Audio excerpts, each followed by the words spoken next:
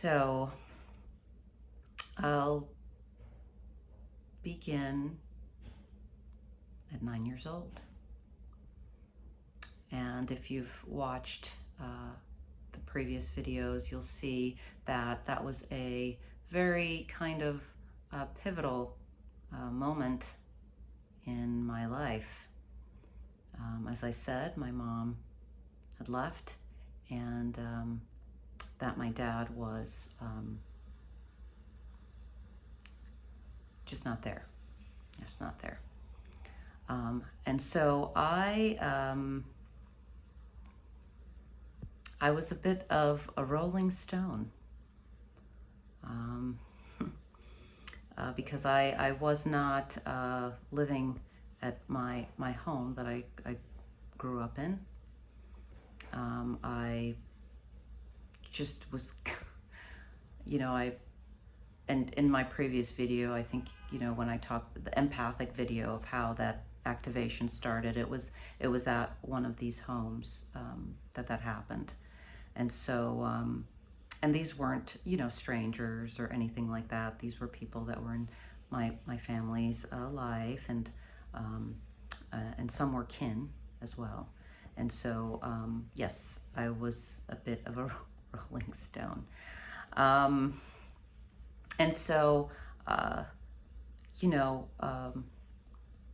after leaving that particular home, the empathic activation video home that I talked about, I did not go back to my own home as I thought I would have.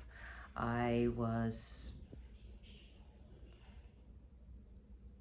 at kin's home, and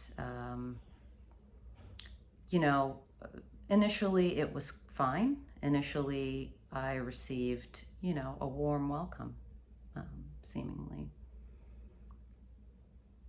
And these are, kin that I grew up with, that I've been around. It's not, they're not strangers or anything.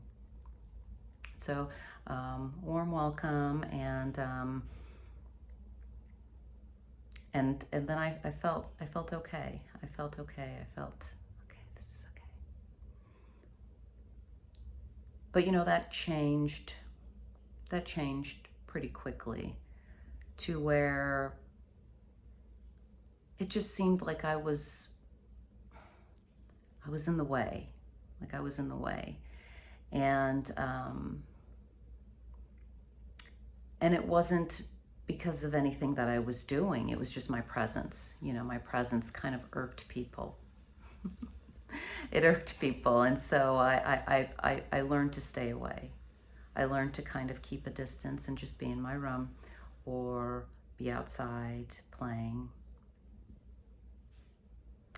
And so the aloneness began,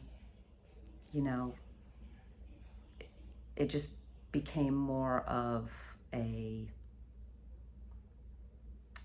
norm for me. And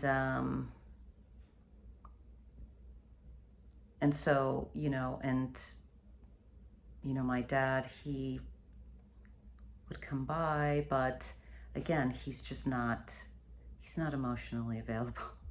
He's not there. He's dealing with his own things. And so, as far as my siblings, I did not really see them much. I mean, once in a while. And if perhaps I'll touch on that, but that's up to God if that should be discussed. But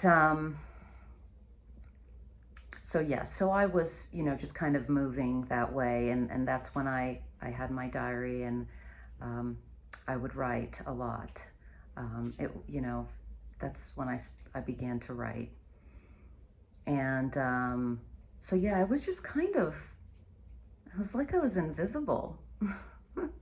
It was like I was invisible. And when I was visible, I just irritated people. Yeah, just kind of seemed like I irritated people. I remember this specific incident where I got back from school, and everybody was, well, there was a lot of people there, a lot of kin there that came to visit, and there's this, huge room, everyone sitting down and kind of just chatting, and, food being prepared and all of that. And I entered the room, and, I don't know, I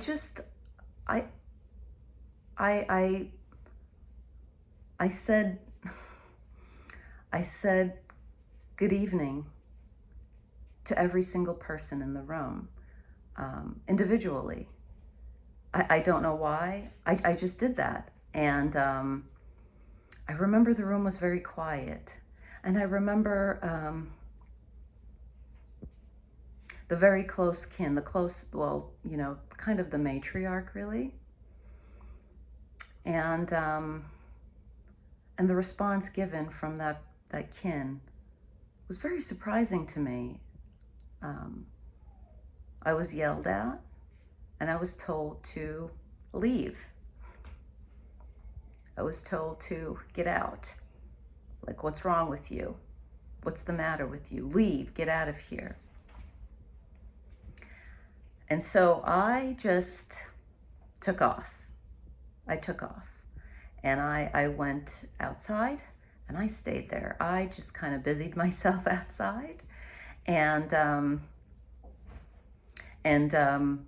it wasn't until it was dark that somebody came looking for me.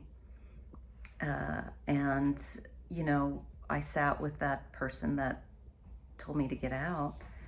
And the person was like, where were you? Why did you leave? And I was just like, well, you told me to leave.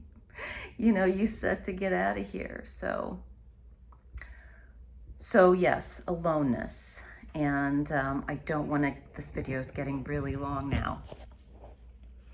But in the next video, the subsequent video to this, I'll go into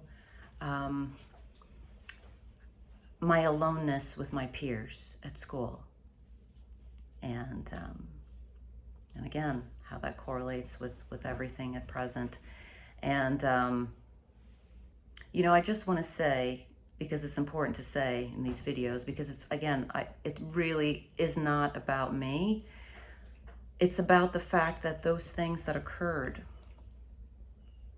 they occurred, and they hurt, and they were meant to, I guess it was just kind of a way to prevent this moment from happening. But God is good all the time. And, and His will, it will be done. And so here I am, by the grace of God, doing something that I would never in a million years do. But God is good. God is great. He reigns supreme. So, thank you, and God bless.